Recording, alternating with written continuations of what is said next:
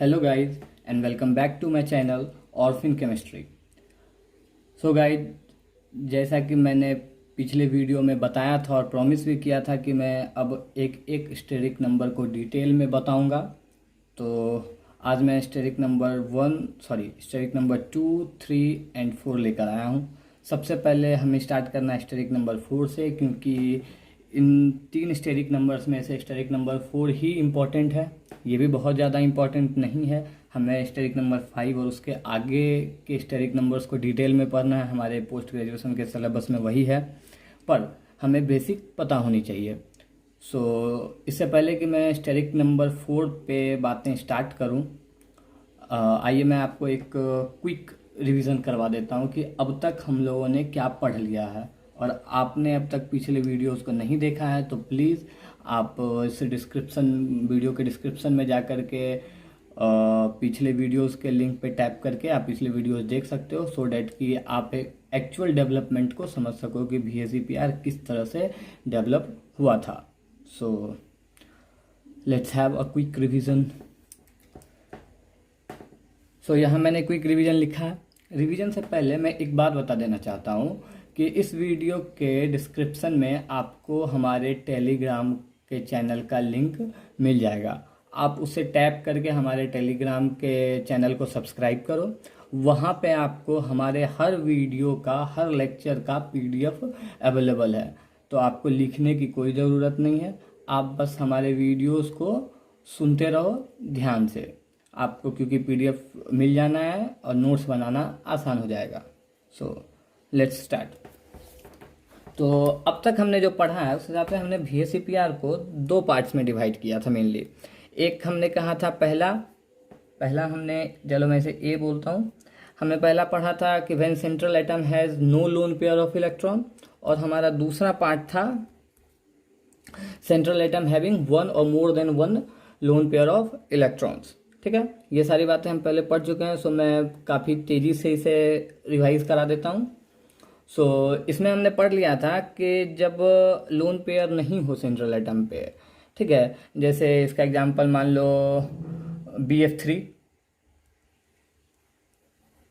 इसमें central atom पे कोई भी लोन पेयर नहीं है। मैं आगे इस पे आगे बात करूँगा। इसमें हमें जो बातें ध्यान रखनी है, अभी तक हमने 3 लेक्चर इन्हीं सारी चीज़ों बेसिक पे हमने 3 लेक्चर्स बिताए हैं, पर कौन सी बातें हमें ध्यान रखनी है तो वो ही मैं यहाँ पे एक इन शॉर्ट लेकर के आया हूँ। तो पहली बात जो हमें याद रखनी है वो ये है कि geometry and shape of the molecule is govern by bond pair only. जब लोन पेयर ऑफ इलेक्ट्रॉन नहीं हो किसी मॉलिक्यूल में, BF3 टाइप के मॉलिक्यूल में, तो उसकी जो ज्योमेट्री होती है स्पेस में, that is govern by bond pair only. वहाँ सिर्फ बॉन्ड पेयर रिपल्सन की वजह से ही जो हमें ज्योमेट्री मिलेगी वही उसका शेप भी होगा। यहाँ मैंने लिखा भी है geometry and shape are same. Okay, क्योंकि लोन पेयर नहीं है तो हमने पढ़ लिया है कि लोन पेयर की वजह से डिस्टॉर्शन होता है। तो जब लोन पेयर है ही नहीं तो जो ज्योमेट्री होगी वही उसकी शेप होगी। ज्योमेट्री को हम फंडामेंटल बोलते हैं। शेप हमने निकालने के लिए पिछले वीडियो में सीखा है कि लोन पेयर ऑफ इलेक्ट्रॉन को इग्नोर कर दो तो जो हमें दिखे वही उसका शेप है। तो नेक्स्ट पॉइंट, तो सेकेंड पार्ट जो हमने VSEPR में सीखा था वो ये था कि when central atom having one और more than one lone pair of electron, जैसे मान लो SnCl2, इस पे 1 है, H2O इस पे 2 है, तो वन और more than one lone pair of electron की बात ये हो गई। ओके, तो इसमें हमें 3 बातें ध्यान रखनी है। पहला कि shape of the molecule is governed by bond pair as well as lone pair. तो यहाँ जो हमें मॉलिक्यूल की शेप मिलेगी वो 2 फैक्टर पे डिपेंड करेगा। एक कि बॉन्ड पेयर रिपल्सन कितना हो रहा है, और दूसरा लोन पेयर रिपल्सन को भी, क्योंकि यहाँ लोन पेयर ऑफ इलेक्ट्रॉन है तो हमें लोन पेयर रिपल्सन को भी कंसीडर करना होगा। ठीक, दूसरी बात, electronegativity is also a governing factor. तो इलेक्ट्रोनेगेटिविटी किसका, सेंट्रल एटम का या सराउंडिंग का, तो ये अभी मैं आगे जस्ट नेक्स्ट 2 मिनट बाद मैं इसे समझाऊंगा।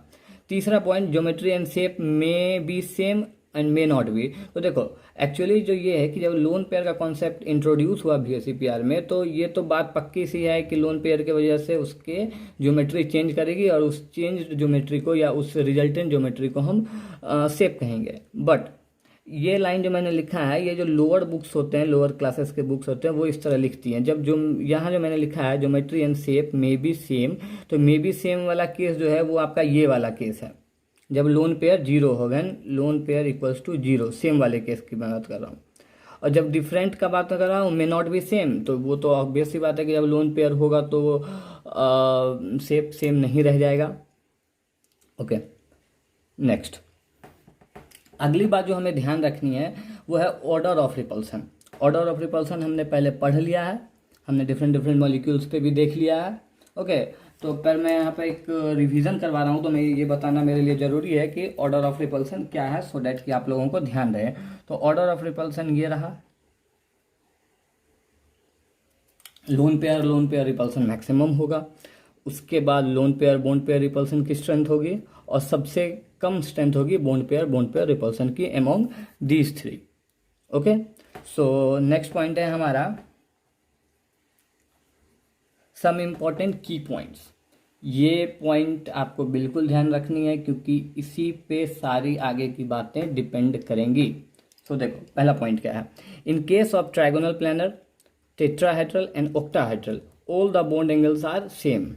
हमने पढ़ा है, ये मैं पीछे बता चुका हूँ, यहाँ मैं बस कंक्लूजन दे रहा हूँ कि जब ट्राइगोनल प्लानर हो, टेट्राहेड्रल हो या ऑक्टाहेड्रल ज्योमेट्री हो, इसमें जो बॉन्ड एंगल्स होते हैं वो एक ही तरह के होते हैं। जैसे हमने पढ़ा था टीबीपी में 2 तरह के होते हैं, पीवीपी में भी 2 तरह के होते हैं। ओके, तो यहाँ वैसा नहीं है, यहाँ जो है ट्राइगोनल प्लानर में तीनों बॉन्ड एंगल 120 डिग्री होगा, टेट्राहेड्रल में 109.5 डिग्री, इसे आप 109 डिग्री एंड 28 सेकेंड भी पढ़ते हो, और ऑक्टाहेड्रल में सारे के सारे 6 के 6 बॉन्ड एंगल्स 90 डिग्री ही होते हैं।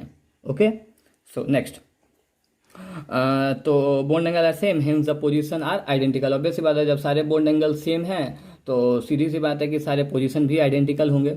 ठीक, इसमें कोई इक्वेटोरियल या एक्सियल बॉन्ड का कॉन्सेप्ट नहीं है। Second point, because of the identical shape we can place lone pair of electron at any position, the resultant shape will not differ।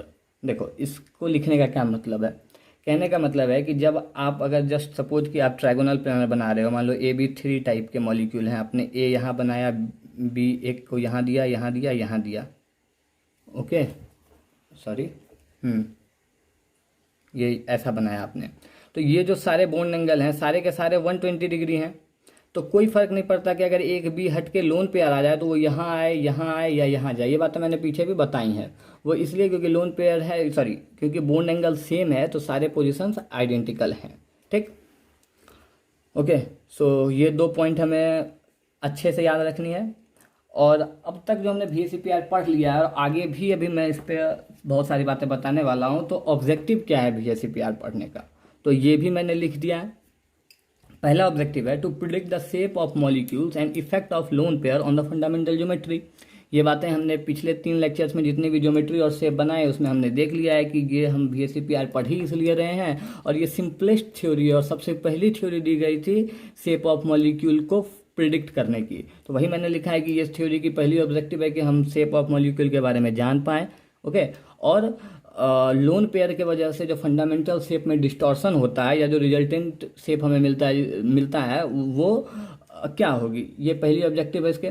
दूसरा, study the variation of bond angle due to the lone pair of electron and highly electronegative surrounding atoms. जब surrounding atom आते हैं, जैसा कि मैंने पिछले video में बताया था कि NH3 के केस में एक लोन पेयर है पर बॉन्ड एंगल 107 डिग्री है, वहीं आप H को F से यानी फ्लोरीन से रिप्लेस कर दो तो यहाँ भी एक ही लोन पेयर ऑफ इलेक्ट्रॉन है बट फ्लोरीन ज़्यादा इलेक्ट्रोनेगेटिव है, इस वजह से यहाँ बॉन्ड एंगल 102 डिग्री हो जाता है। तो ये सारी चीज़ों को हमें इन्हीं सारी बातों को हमें VSEPR में सीखना होता है, तो यही हमारा VSEPR का ऑब्जेक्टिव है।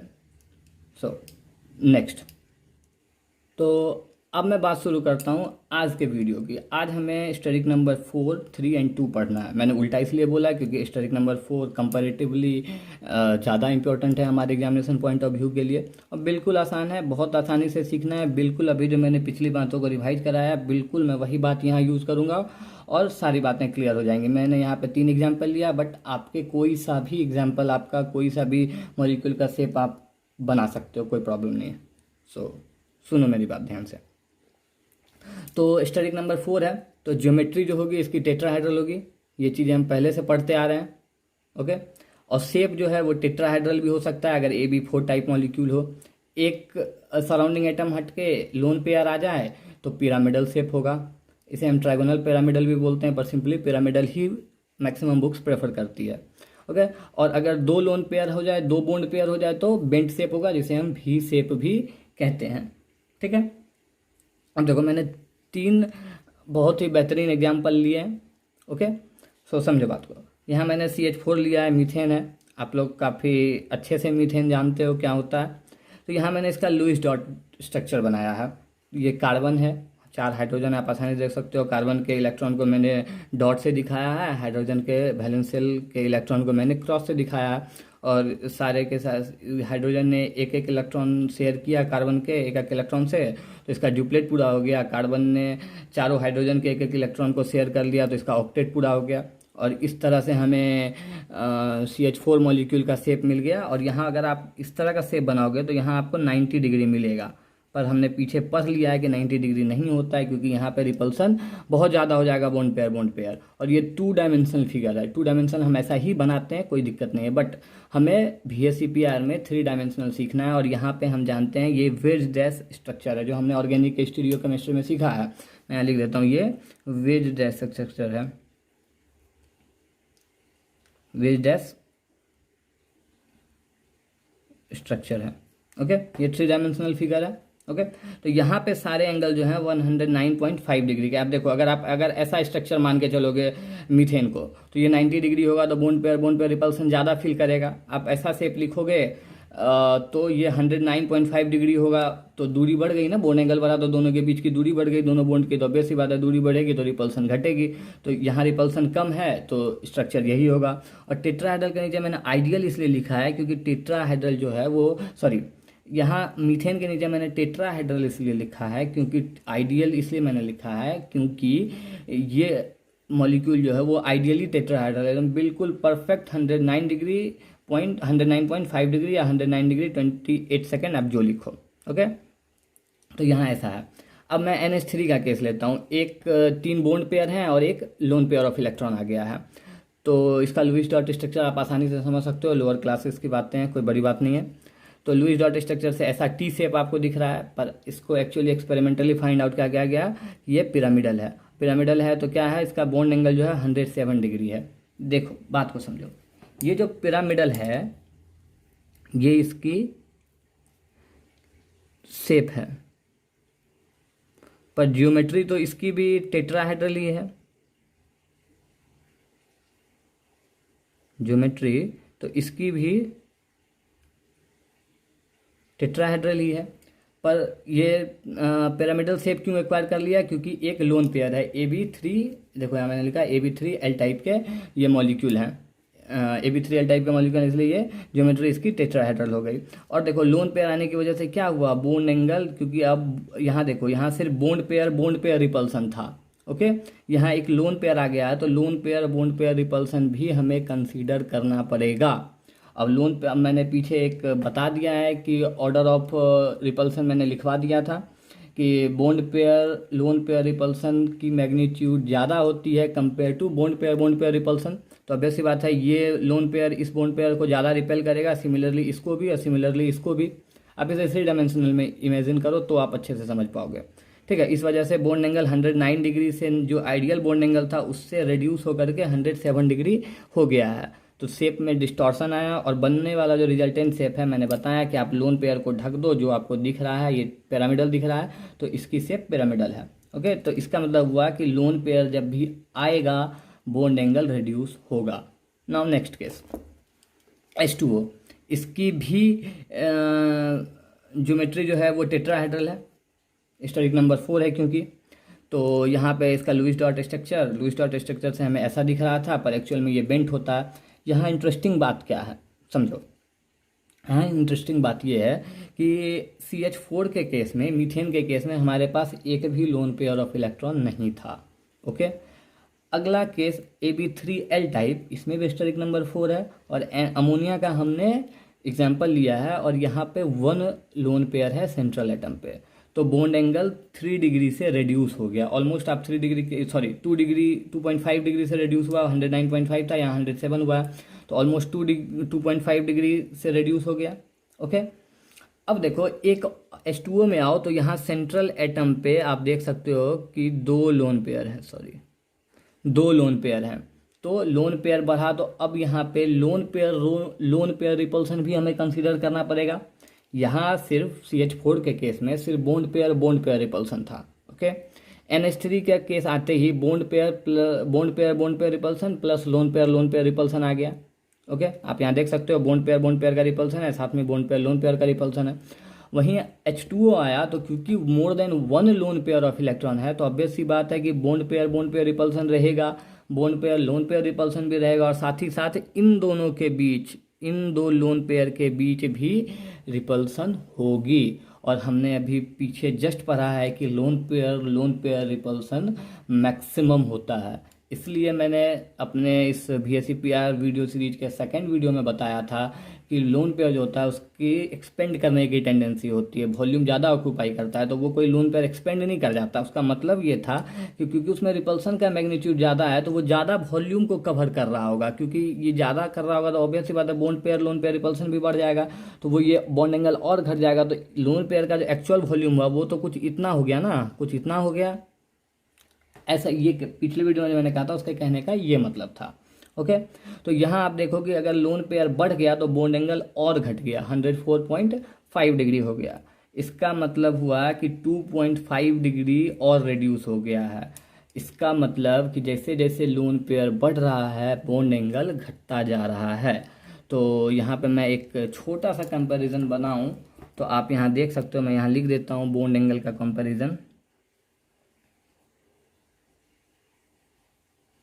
Comparison of bond angle. Okay, यहाँ क्या कहते हैं, यहाँ टेट्राहेड्रल था, ज़्यादा होगा, उसके बाद पैरामिडल, उसके बाद बेंट। ओके, ये रिजल्ट हमें ध्यान रखने हैं। आप बहुत सारे एंट्रेंस एग्जाम्स के क्वेश्चन देखो, ऑब्जेक्टिव टाइप क्वेश्चन आप देखो, वहाँ आ जाता है कि CH4 NH3 और H2O या कोई भी एक AB4 टाइप मॉलिक्यूल, एक AB3L और एक AB2L2 टाइप मॉलिक्यूल लेकर के दे देता है और फिर कहता है कि आप इनके बॉन्ड एंगल को कंपेयर करो। तो उसके कंपेयर करने का तरीका VSEPR है। ओके, यहाँ तक क्लियर। नेक्स्ट पॉइंट, यहाँ पर मैं आपको समझाने की कोशिश करता हूँ इफेक्ट ऑफ इलेक्ट्रोनिगेटिविटी। चलो मैं बीच में एक एग्जांपल लिख देता हूँ। ओके, मैं एक एग्जांपल लिखता हूँ NF3 का। इसका मैं लुईस डॉट स्ट्रक्चर नहीं बना रहा। ओके, मैं इसका डायरेक्ट बना रहा हूँ इसकी शेप को। तो इसका शेप भी पिरामिडल ही होगा क्योंकि एक लोन पेयर ऑफ इलेक्ट्रॉन है, 3 बॉन्ड पेयर ऑफ इलेक्ट्रॉन है। इसमें किसी को कन्फ्यूजन नहीं होना चाहिए क्योंकि हमने पहले इस पर काफ़ी डिस्कस किया है। तो लो मैं बना दे रहा हूँ NF एंड F, ये हो गया आपका लोन पेयर ऑफ इलेक्ट्रॉन। तो आपके हिसाब से यहाँ भी ये बॉन्ड एंगल जो है वो 107 डिग्री होना चाहिए था, पर मैं आपको बता दूं कि ये बिल्कुल गलत है। ये बिल्कुल गलत है। सही क्या है मैं बना रहा हूँ, देखो NF3 है with 1 known pair of electron. Okay, तो नो डाउट कि इसकी शेप जो है वो पिरामिडल होगी, no doubt.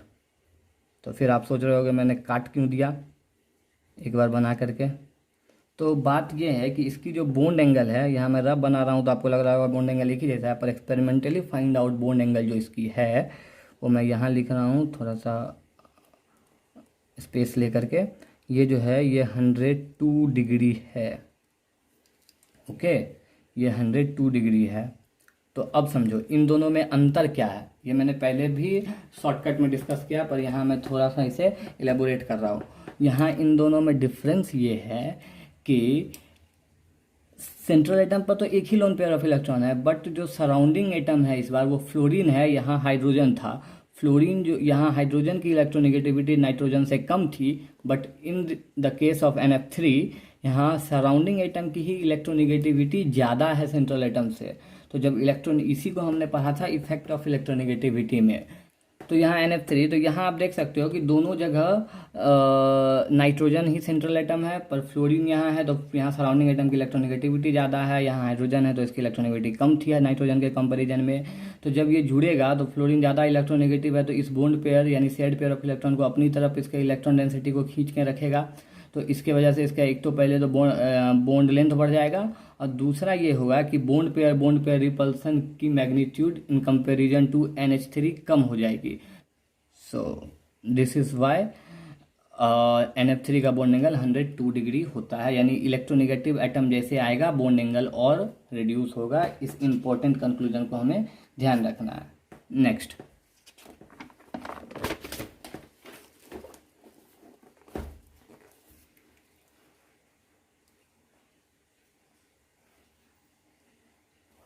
Start. Steric number 3 बिल्कुल सेम पैटर्न पे है। यहाँ पे हमें ज़्यादा बातें नहीं करनी क्योंकि हमने पीछे सारी बातों को अच्छे से समझ लिया है। तो स्टेरिक नंबर 3 ज्योमेट्री जो होगी वो ट्राइगोनल प्लानर होगी। आप जानते हो स्टेरिक नंबर 3 है तो AB3 टाइप का मॉलिक्यूल रहा होगा, नो डाउट।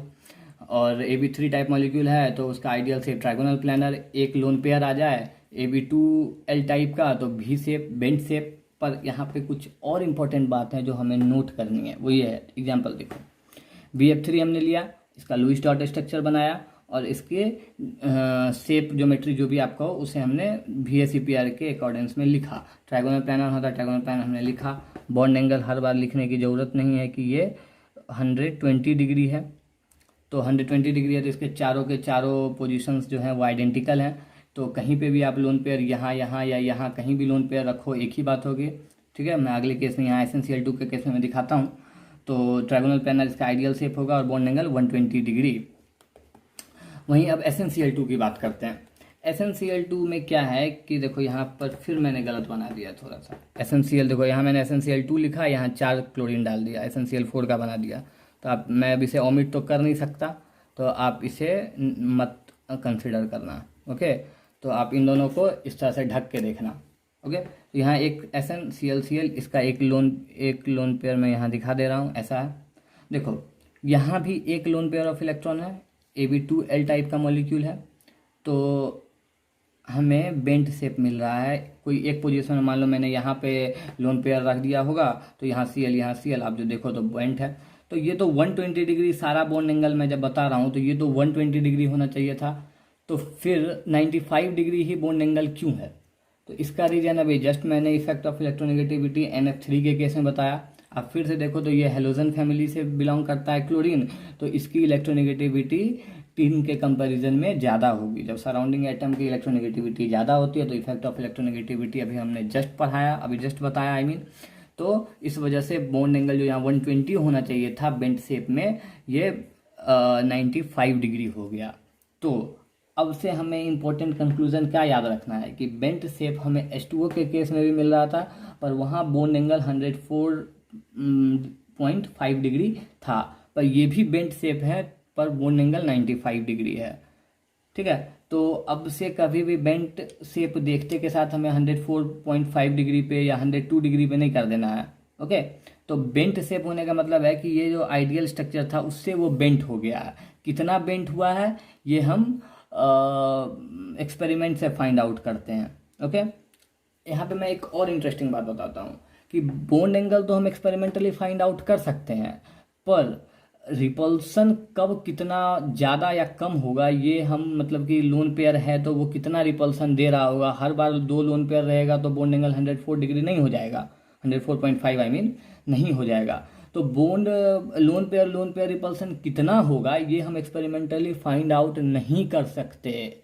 ये एक बहुत इंपॉर्टेंट बात है। आप अच्छे अच्छे बुक्स पढ़ो, वहाँ ये बिल्कुल हाईलाइट करके लिखा हुआ है कि कभी भी आप रिपल्सन को मेजर नहीं कर सकते। तो करते क्या है हम लोग, प्रेडिक्ट कैसे करते हैं, क्योंकि हम हर कंपाउंड को लैब में ले जाके तो कर नहीं सकते। तो इसके लिए हम ये करते हैं कि मॉलिक्यूल का स्टडी किया और हमने उसके अकॉर्डिंग्स में एक्सप्लेनेशन दिया कि बोन पेयर रिपल्सन कम रहा होगा, बोन पेयर लोन पेयर थोड़ा ज़्यादा रहा होगा, लोन पेयर सबसे ज़्यादा रहा होगा। ये हमने थ्योरेटिकली कंसीडर कर लिया। ओके, सो अब बात बच गई स्टेरिक नंबर 2 की, तो मैं यहीं पे छोटा सा मैं कर देता हूँ। स्टेरिक नंबर 2 में हमने एग्जाम्पल्स लिए थे, लाइक इवन से AB2 टाइप के मॉलिक्यूल स्टेरिक नंबर 2 में आएंगे। तो आप कोई सा भी एग्जांपल ले सकते हो स्टेरिक नंबर 2 का।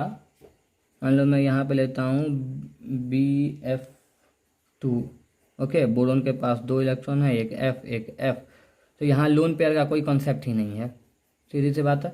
यहाँ हमेशा आपको ये भी ध्यान रखना है, अगर आपको एग्जाम में ऐसा क्वेश्चन आ जाए कि इसमें से किस में लोन पेयर का कोई इफेक्ट नहीं होगा, तो आपको चेक कर लेना। अगर स्टेरिक नंबर 2 है तो वहाँ लोन पेयर का कोई इफेक्ट नहीं है, लोन पेयर का कोई इफेक्ट नहीं है, क्योंकि यहाँ कोई पोजीशन ही नहीं है ना जहाँ पे लोन पेयर आप रखोगे।